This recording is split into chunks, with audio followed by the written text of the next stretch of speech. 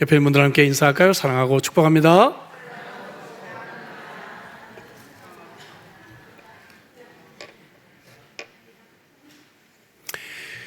여러분들도 어린 시절에 별명이 있었죠? 별명이 뭐였습니까? 별명으로 놀림받았던 적이 아마 많이 있었을 것 같아요. 저는 시골에 있었을 때는 반장도 많이 하고, 무엇보다도 그 당시는 저희 아버님이 무서웠던 경찰이었습니다. 그래서 감히 저를 별명으로 놀리는 아이들이 없었는데, 서울로 전학 가서 제 인생이 바뀌었습니다. 서울로 전학을 갔는데 그분들이 바로 별명을 짓고 별명으로 놀리기 시작하더라고요. 그래서 제 첫 번째 별명이 탄생했는데, 첫 번째 별명은 뭐였는가 하면 깜둥이였습니다.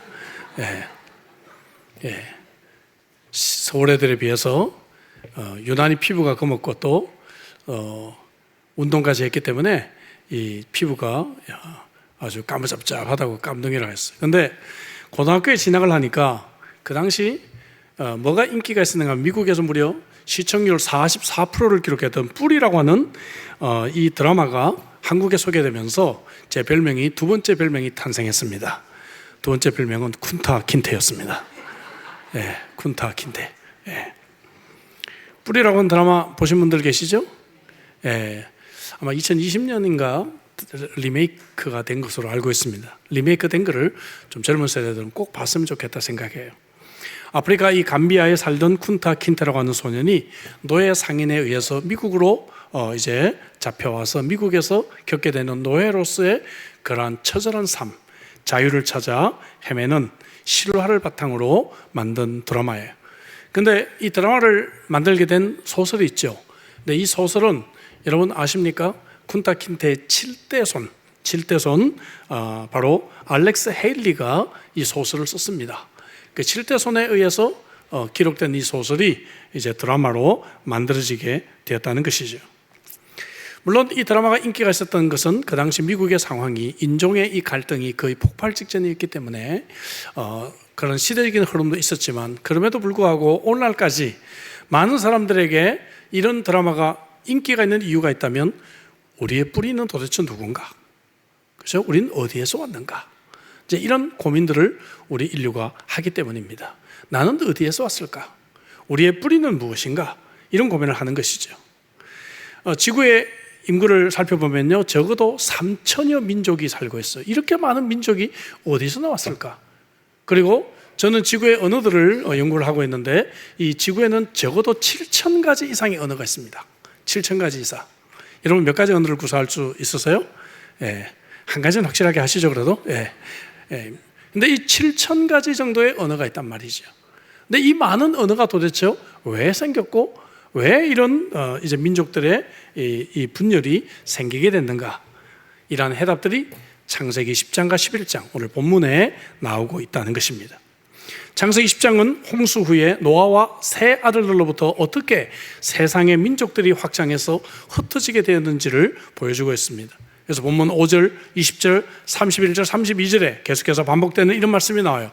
이들로부터 여러 나라 백성으로 나뉘어서 각기 언어와 종족과 나라대로 바닷가의 땅에 머물렀다. 또 32절 끝에요, 홍수 후에 이들에게서 그 땅의 백성들이 나뉘었다. 이런 말씀을 읽게 됩니다.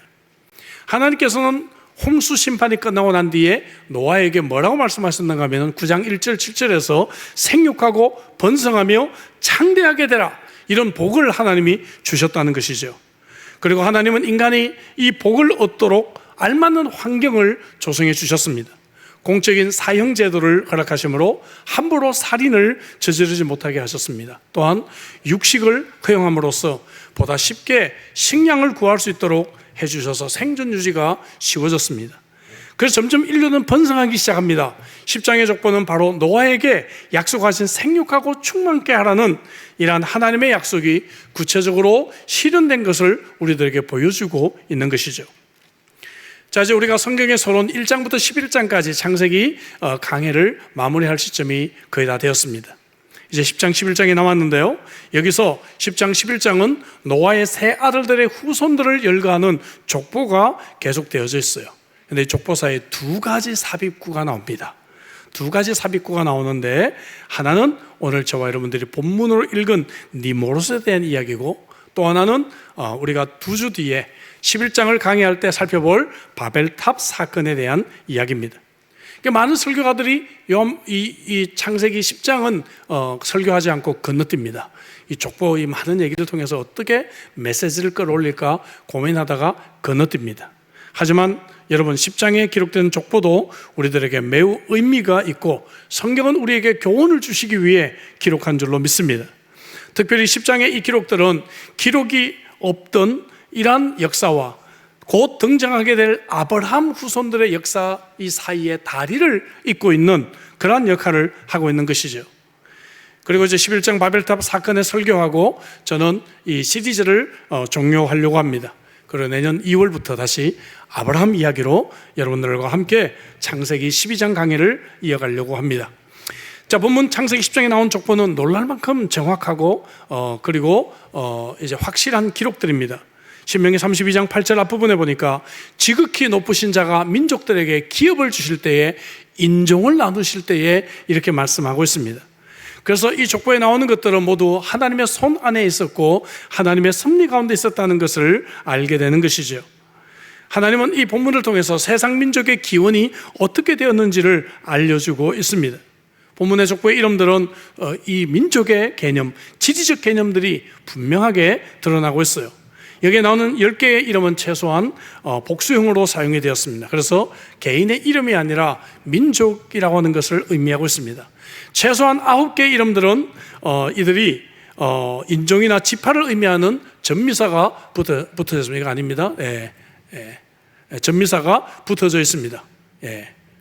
그림 혼란스러워요. 여기에 나오는 최소한 9개 이름은 인종이나 이 지파를 의미하는 전미사가 붙어져 있습니다. 그래서 이들은 민족과 지명의 명칭이나 그 어원이 되었을 것으로 생각이 됩니다. 구스, 미스라임, 아수르, 오발 이런 것들은 후에 나라 이름으로 사용이 되었고, 그 다음에 달시스, 가사, 시돈 등은 도시 이름이 되었으며, 블레셋, 루딤, 가나안, 헷, 아모리 등은 민족의 이름들이 되었다는 것을 역사가들은 밝혀냈습니다.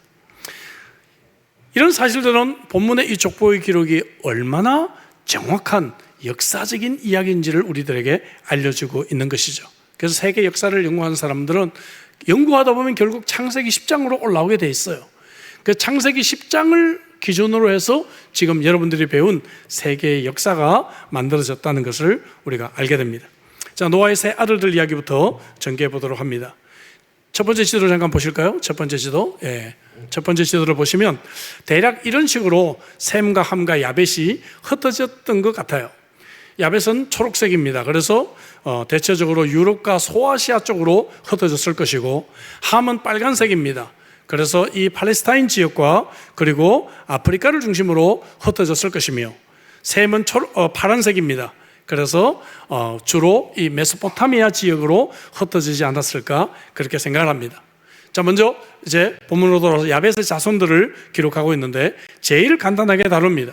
14명만 취급하고 있어요. 왜 그런가? 이스라엘과 가장 관계가 적었기 때문에 그래요. 알겠죠? 이스라엘과 관계가 가장 적었기 때문에. 노아는 야벳을 이렇게 축복합니다. 27절을 볼까요? 하나님이 야벳을 창대하게 하사 셈의 장막에 거하시고 가나안은 그의 종이 되게 하시기를 원하노라, 이렇게 말씀이 나와요. 자, 야벳을 창대하게 하사 셈의 장막에 거하게 하시고, 야벳의 후손들은 유럽과 소아시아의 조상이 되었다 그랬죠. 그러니까 유럽 민족들이 얼마나 창대하게 되었습니까? 2절을 볼까요? 야벳의 아들을 고멜과 마곡과 마대와 야완과 두발과 메섹과 디라스요 했어요. 여기 나오는 이름들로부터 역사학자들은 독일, 그리스, 러시아, 터키, 로마의 여러 국가들의 기원을 모두가 밝혀내고 있습니다. 특히 여기 마곡이 나오는데요. 이 마곡은 사탄이 나중에 마지막 도구로 삼는 민족이 됩니다. 계시록 20장 8절에 보니까 나와서 땅에 사방 백성 곧 곡과 마곡을 미혹하고 모아 싸움을 붙인다, 이렇게 말하고 있습니다. 이 마곡이 어느 나라인지 정확히 알 수는 없어요. 이스라엘에서 북쪽에 있는 나라다 정도까지는 추정이 됩니다. 어쨌든 하나님은 노아의 축복대로 야베스의 후손들을 창대하게 하셨습니다. 이들은 온 세상을 얻었습니다. 하지만 그럼에도 불구하고 셈의 후손으로 오신 메시아를 통해서 이들은 구원을 받아야 했다는 것을 우리는 기억해야 합니다. 두 번째로 함의 자손들입니다. 함의 자손은 30민족이나 기록이 되었어요. 제일 많이 기록이 된 것 같아요. 그래서 제일 많지는 않습니다. 왜냐하면 셈의 후손들이 11장에 계속 나오니까 그래요. 자, 왜 이렇게 많이 기록됐는가? 이 함의 자손들은 이스라엘을 가장 많이 괴롭힌 민족들이 됩니다. 그래서 대대로 이스라엘과 적들이 바로 이 함의 민족들이 돼요. 9장 강의 때 말씀드렸다시피 저주를 직접 받았던 가나안은 아프리카 사람들이 아니라 그들은 이 팔레스타인 가나안 땅에 머물렀던 사람들입니다. 그리고 후에 이스라엘이 돌아왔을 때 여호수아가 정복했을 때 결국 그들은 그들의 종이 되죠. 9장 25절에 노아가 가나안은 저주를 받아 그의 형제의 종이 되기를 원하노라 했습니다. 아프리카가 아니라 바로 이 땅에 살고 있었던 가나안 사람들에게 종이 되기를 원하노라 하신 것이죠. 이 가나안의 후손들이 팔레스타인 지역, 중동 지역으로 흩어진 것을 보게 됩니다. 그러나 6절에 보면 함의 다른 아들들이 또 있어요. 함의 아들은 구스와 미스라임과 붓과 가나안이었어요. 자, 다른 자손들이 있죠. 중동으로 흩어진 가나안 후손들과 달리 여기 나오는 아들들은 아마도 아프리카 지역으로 흩어졌을 것입니다. 구스는 성경에 많이 나오죠. 어디죠? 에티오피아. 에티오피아를 구스라고 합니다. 미스라임은 애굽을 의미하는 히브리식 지칭입니다. 그래서 모든 학자들이 미스라임은 애굽이라는 것에 동의하고 있습니다. 붓은 아마도 북아프리카 리비아 지역이 아닐까라고 학자들은 추정합니다. 아무튼 이 함의 자손들은 30민족이나 언급이 되어 있지만 이들은 이스라엘과 늘 적대적인 관계를 형성하게 됩니다. 마지막으로 셈의 후손 이야기입니다. 셈의 후손이 26민족이 나와요. 성경은 항상 순서가 셈, 함, 야벳인데, 그죠? 여기서는 방식이 좀 달라졌어요. 왜 야벳을 제일 마지막에 뒀을까? 그것은 왜 그래요? 셈을 제일 마지막에 뒀을까? 그것은 셈에게서 이스라엘 민족이 나오기 때문에, 제일 중요한 민족이기 때문에 셈을 제일 마지막에 두게 되었습니다. 가장 관계가 없었던 야벳을 먼저 말하고 이스라엘을 가장 괴롭히면서 관계가 있었던 함의 자손에 대해서 이야기를 하고 그 다음에 제일 중요한 셈을 마지막에 다루고 있는 것이죠. 여러분, 사람들 보면 맛있는 음식은 제일 나중에 먹으려고 아껴두는 분들이 계시잖아요. 예? 그런 분들 계시죠? 예. 맛있는 걸 제일 먼저 먹는 사람도 있는데 저도 어렸을 때는 맛있는 걸 늦게 먹으려고 아껴뒀어요. 예. 아껴뒀다 형이 그냥 뺏어가가지고 실패한 적도 있지만 이 맛있는 거를 늦게 먹는 그런 사람도 있잖아요. 그런 것처럼 이 제일 중요한 것을 늦게 기록하는 그런 히브리 어떤 문화를 우리는 보게 됩니다. 자, 여기서 26민족이 나왔는데 팔레스타인과 메소포타 지역입니다. 이들을 통해 아브라함이 나옵니다. 11장에서 우리가 만나게 될 거예요. 이스라엘 민족이 탄생합니다. 노아의 축복은 9장 26절에 셈의 하나님 여호와를 찬송하리로다 했습니다. 9장 강의 때 제가 말씀을 드렸죠. 여러분, 노아는 영감에 의해서 하나님께서 이 셈의 후손을 어떻게 하실지를 알았습니다. 그래서 다른 아들에게는 사용하지 않았던 여호와라고 하는 명칭을 여기서 쓰게 돼요. 여호와는 그의 백성과 언약을 맺으시는 그러한 관계하신 하나님이라는 의미죠. 그래서 하나님이 셈의 족속을 통해서 셈의 후손을 통해서 언약을 맺으시고 셈의 후손을 영적으로 축복하시고 그의 후손을 통해서 오실 메시아를 통해 인류를 구원하실 이 놀라운 사실들을 영적으로 바라보고 더 이상 셈을 축복할 이유가 없어요. 그래서 그냥 셈의 하나님 여호와를 찬송하리로다. 그러고 끝난 거예요, 축복이. 예. 더 굳이 뭐 축복할 것이 없어요. 하나님이 함께 하시는데 무슨 축복을 더 한단 말입니까? 21절에 보니까 셈은 에벨 온 자손의 조상이요 야벳의 형이라 그에게도 자녀가 출생하였으니 했습니다. 여기 에벳을 좀 주목해 주시기를 바랍니다. 족보에 이름이 많이 나오지만 그 중에 특별히 이 에벨은 좀 주목을 할 필요가 있어요. 에벨은 건너다라고 하는 아바르라고 하는 이 히브리 말 건너온 자라고 하는 말에서 유래가 되었습니다. 에벨은 히브리라고 하는 말의 근원과 똑같습니다. 그래서 에벨은 유프라테 강을 건너서 가나안으로 이주한 사람 아브라함의 후손을 가르치는 말이 되었어요. 에벨의 후손이 곧 누구예요? 히브리 민족이 되었다는 것이죠. 그래서 이스라엘 민족은 셈의 후손이라는 것을 알게 됩니다. 25절에 보니까 에벨은 두 아들을 낳고 하나의 이름은 벨렉이라 하였으니 그때에 세상이 나뉘었으며 벨렉의 아우의 이름은 욕단이다. 자, 벨렉의 이름을 말하면서 세상이 나뉘어졌다라고 하는 풋노트를 달고 있어요. 의미가 있겠어요? 없겠어요? 의미가 있겠죠. 의미가 없는 걸 성경이 기록하지 않았겠죠. 의미가 있다면 세상이 나눴어요. 그러면은 뭔가 큰 사건이 일어났음에 틀림없어요. 근데 이 사건에 대해서 말하지 않고 그냥 지나갑니다. 왜 그럴까요? 이 사건이 뭘까요? 이 사건은 다음 장에 나오는 바벨탑 사건입니다. 11장을 강의하면서 이 부분을 좀 더 여러분들 설명을 드리겠습니다. 그래서 우리가 에벨과 벨렉은 좀 기억을 하자. 이 족보 중에서 여러분들에게 좀 부탁을 드립니다. 벨렉이라고 하는 말의 의미 자체가 분할이라고 하는 말이에요. 그래서 워드플레이가 여기서 또 사용되고 있죠. 이때 분명히 큰 사건이 일어났단 말이죠. 그죠?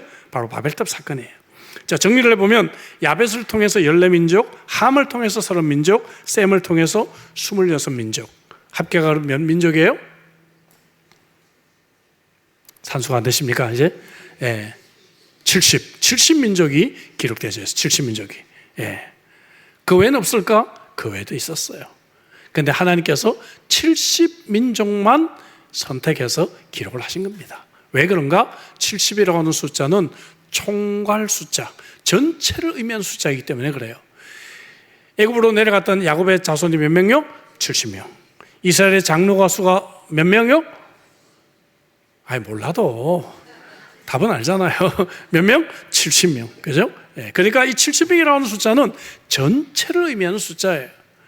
성경은 여러분 역사 기록만이 아닙니다. 알겠죠? 역사 기록의 목적을 가지고 기록하지 않았어요. 역사 기록이 나오긴 하지만 이렇게. 그러니까 성경이 모든 족속의 기록을 다 기록할 의무가 있어요? 없어요? 없어요.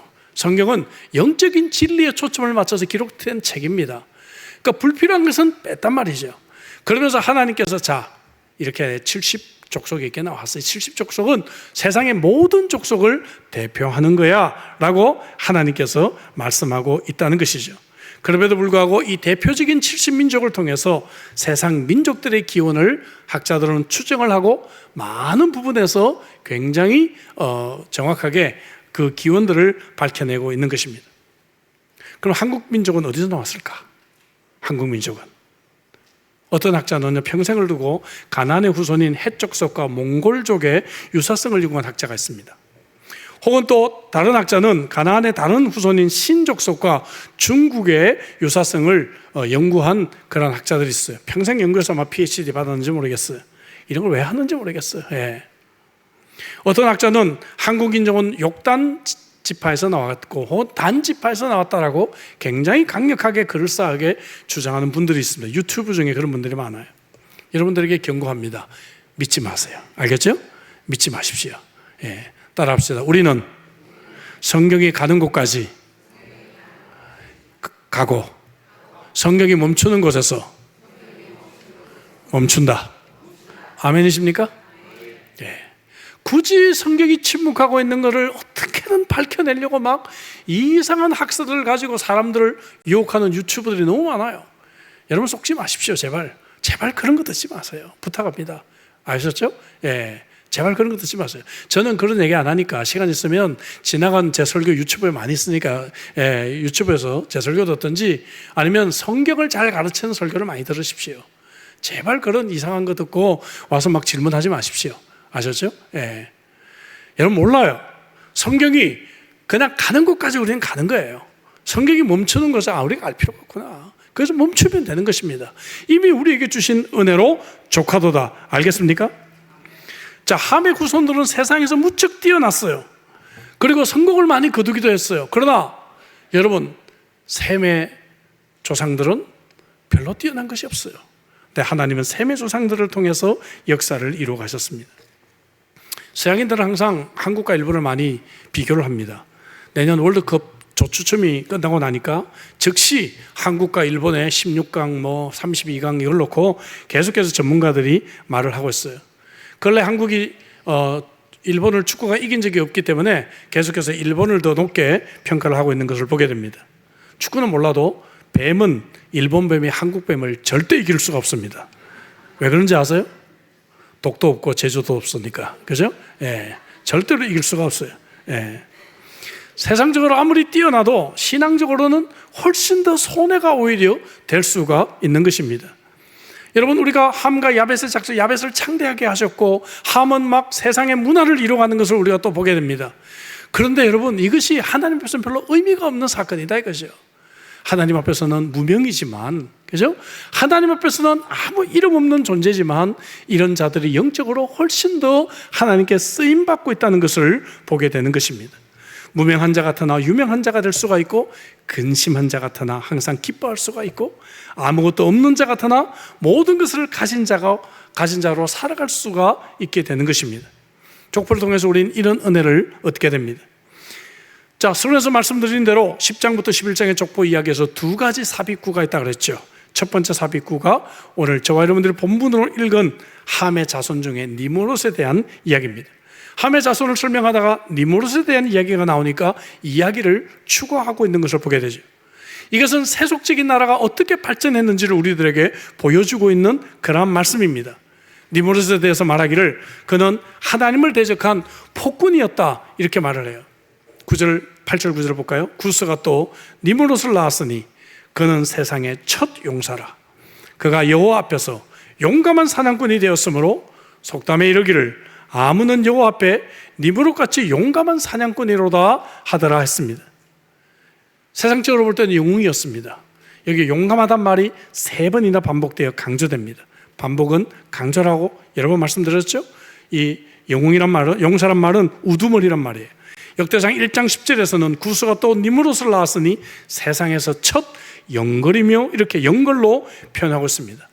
하나님 앞에서란 말은 against God, 하나님에 대항해서가 말이에요. 아셨죠? 그러니까 하나님을 대적하고 사람을 사냥했던 사냥꾼이 바로 니므롯이었습니다.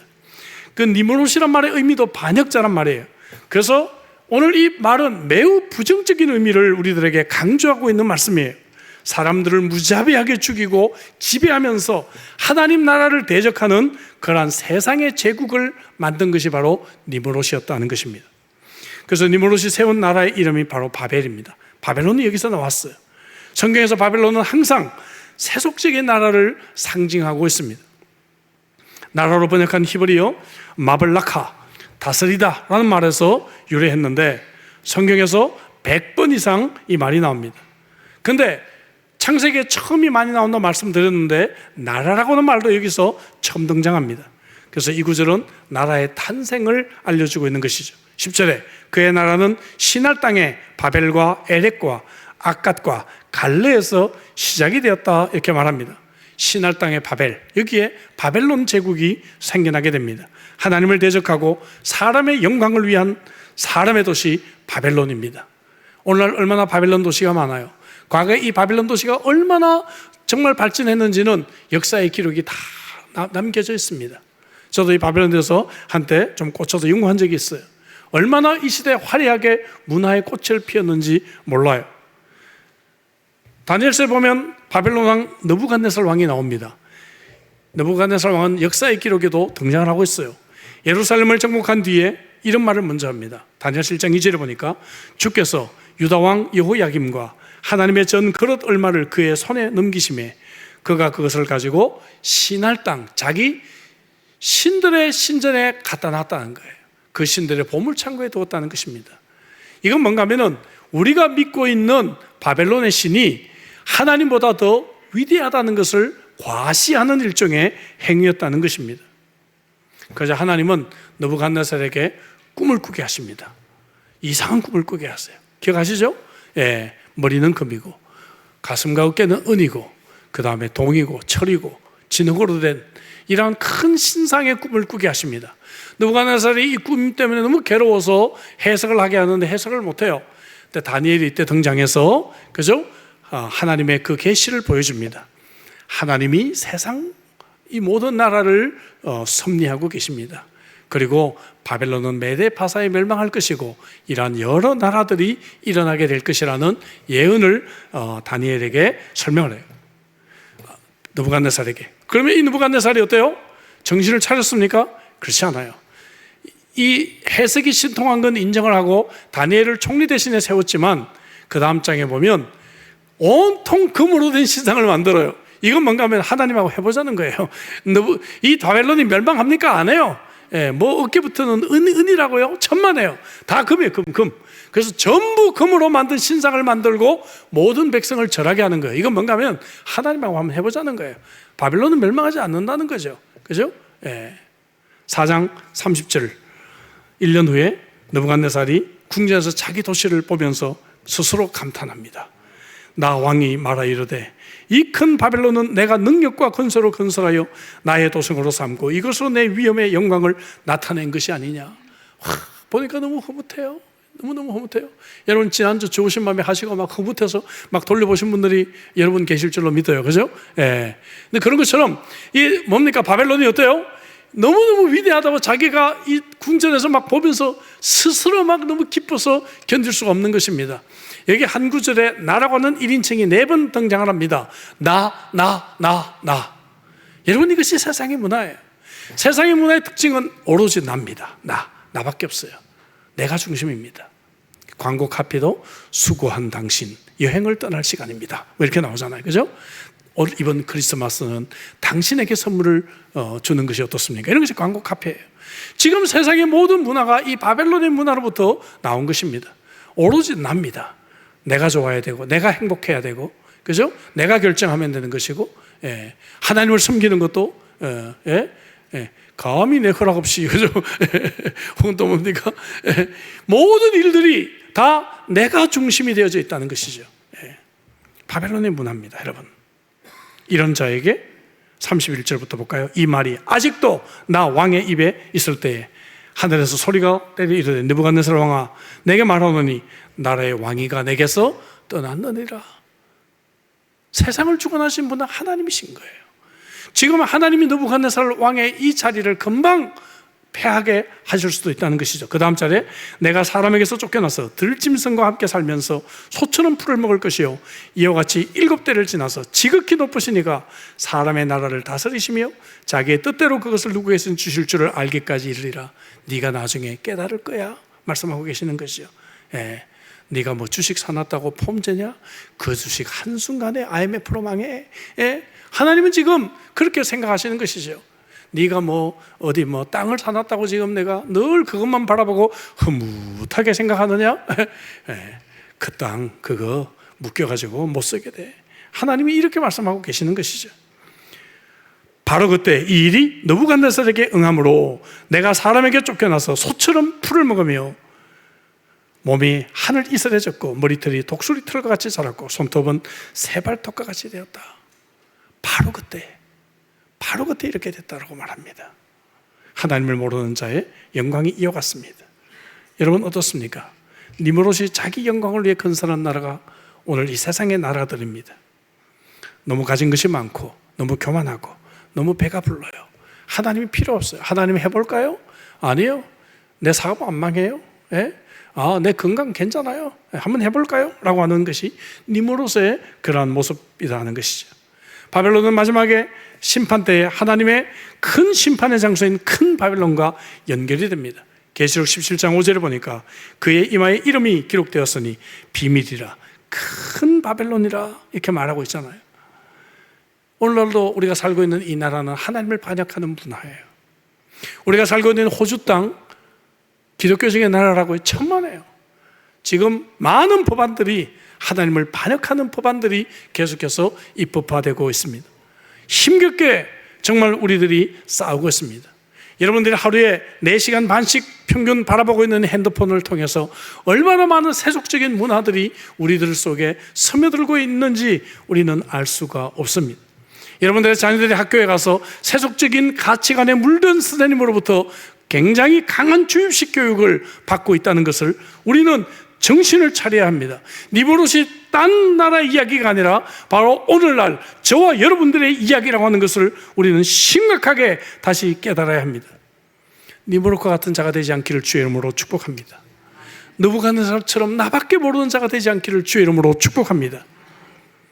함의 자손들이 형제들의 종이 될 것이라는 이 저주가 선언되었잖아요. 근데 사실 여호수아가 가나안 땅을 점령할 때까지는 이 저주가 실천되지가 않습니다. 연기가 되고 있어요. 하나님 쪽으로 볼 때는 어쩌면 그들에게 기회를 준 것일 수도 있습니다. 그러나 오히려 함의 자손들이 강대국을 건설하고 다른 자손들을 종으로 삼고 있는 것을 보게 됩니다. 어쩌면 자신들을 향한 저주의 예언을 바꾸려는 시도였는지도 모릅니다. 한번 해볼까요? 우리가 망하나 안 망하나? 이것은 저주를 올바르게 해결하는 방법은 아닙니다. 여러분, 니므롯은요, 노아가 1대 손이라고 한다면 함을 통한 5대 손이 니므롯이에요. 반면에 아까 제가 에벨을 주목하자 그랬죠. 에벨은 셈을 통한 5대 손이 됩니다.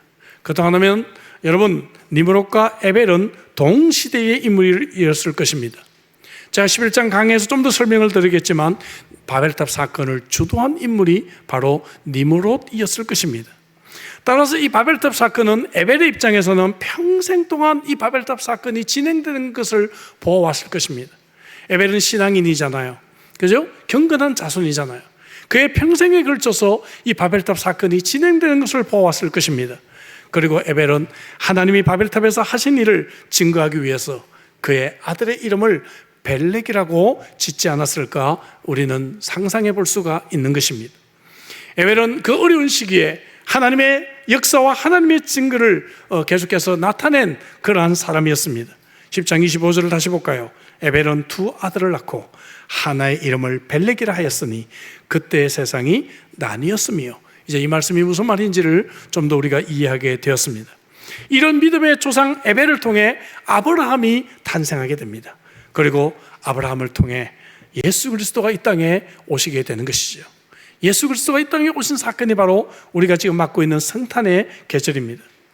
여러분, 저주의 해결은 이처럼 성탄절에 종으로 오셔서 우리를 대신해서 저주를 받으신 그리스도를 믿는 것입니다. 갈라디아서 3장 13절에 그리스도께서 우리를 위하여 저주를 받은 바 되사 율법과 저주에서 우리를 속량하셨으니 기록된 바 나무에 달린 자마다 저주 아래 있는 자라 하였다라고 말씀하고 있습니다. 여러분, 우리는 함의 자손이 아니라 할지라도 우리는 죄로 말미암아 저주 아래 놓인 그러한 인생입니다.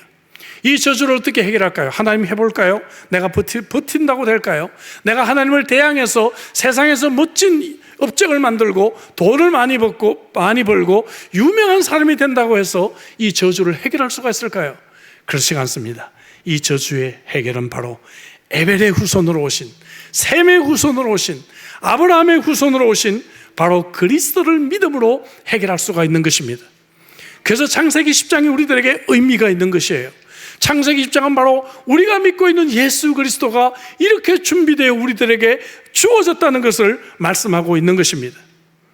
저주의 해결자 예수 그리스도를 믿는 자들은 이러한 저주를 해결할 수 있는 자들인 줄로 믿습니다.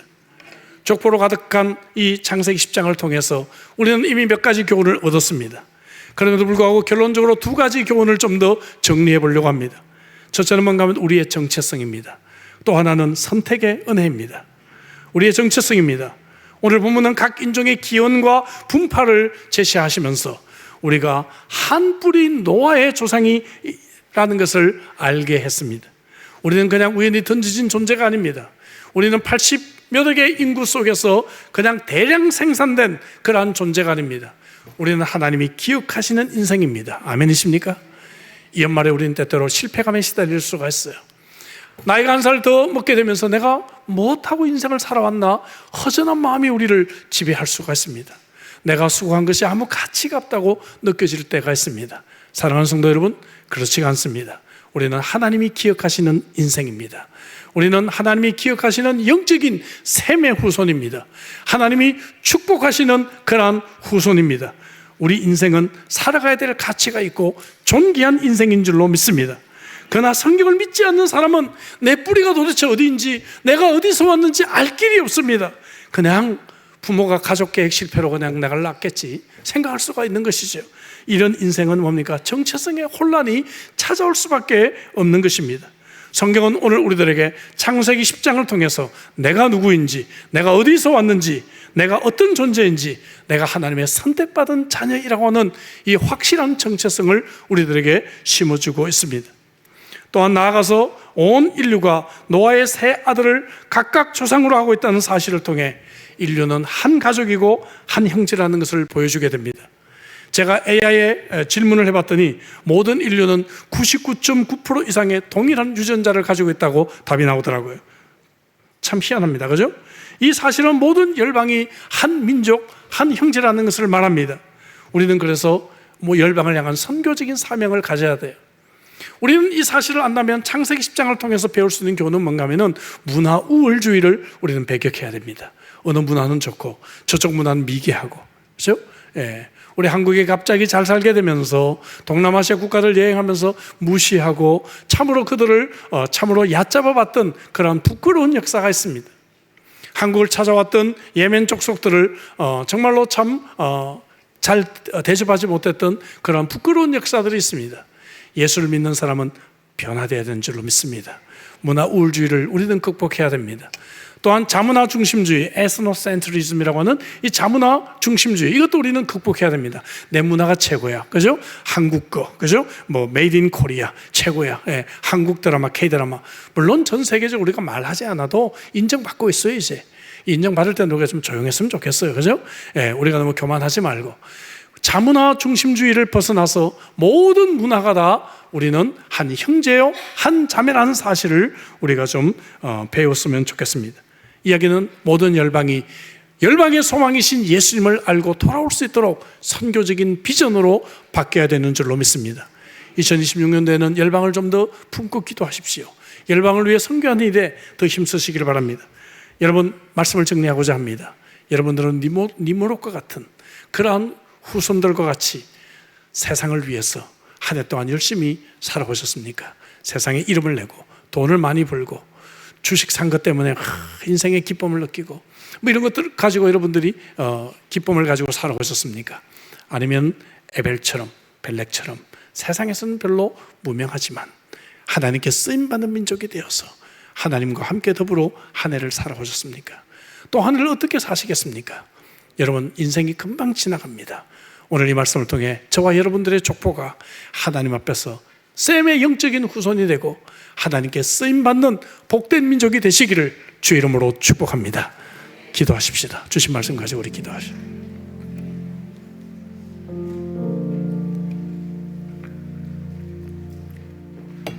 세상은 니므롯을 영웅으로 그렇게 받들고 있습니다. 유명해지고 돈 많이 벌고, 결혼 조건도 첫 번째가 돈이더라고요. 이제 외모, 돈, 재산, 이런 거, 가문. 그것은 니므롯의 후손이 가는 길입니다. 예수를 믿는 자의 길은 달라야 됩니다. 예수를 믿는 자의 길은 무엇이겠어요? 그것은 하나님을 예배하고 남들이 다 빠져나간 이 연말에도 여전히 자리를 지키며 하나님의 교회를 섬기고, 그리고 우리의 자녀들에게 너 공부 잘해서 유명한 대학 가라 이것이 아니라 하나님을 잘 믿는 자녀로 삼게 되고 그것을 가르치고, 그래서 세상에서는 비록 무명할지 모르지만 이 짧은 인생이 지나가고 난 뒤에 많은 후손들이 우리 아버지 어머니는 셈의 후손처럼 나를 영적인 후손으로 키웠어, 이런 고백이 있다면 얼마나 좋을까요? 무엇보다 우리가 하나님 앞에 금방 섰을 때 그러한 참으로 인정을 받게 된다면 우리 인생은 축복된 인생인 줄로 믿습니다. 한 해 동안 어떻게 사셨는지 오늘 이 두 가지 족보를 보면서 한번 생각해 보십시다. 또 한 해를 어떻게 살 것인지 돌아보십시다. 여러분, 2026년도에 셈의 영적인 후손들이 섬겨야 될 많은 사역들이 교회 앞에 있는데 아직까지 좀 사람이 부족해서 임명을 못하고 있습니다. 요즘은 막 1년 힘들어, 내가 어떻게 될지 모르는데 그럼 안 맡으려고 그래요. 우리 교회는 그래도 건강한 교회입니다. 우리 교회는 그래도 많은 분들이 사역하고 있는 교회입니다. 그러나 여러분, 한 사람이 여러 개 할 수 없잖아요. 여러분들이 이제 자리에서 일어나서 함께 셈의 후손답게 영적으로 함께 사역했으면 좋겠습니다. 주신 말씀 가지고 우리 한번 동성으로 한번 결단의 기도로 나가겠습니다. 기도합니다. 좋으신 여호와여, 오늘 주신 말씀을 통해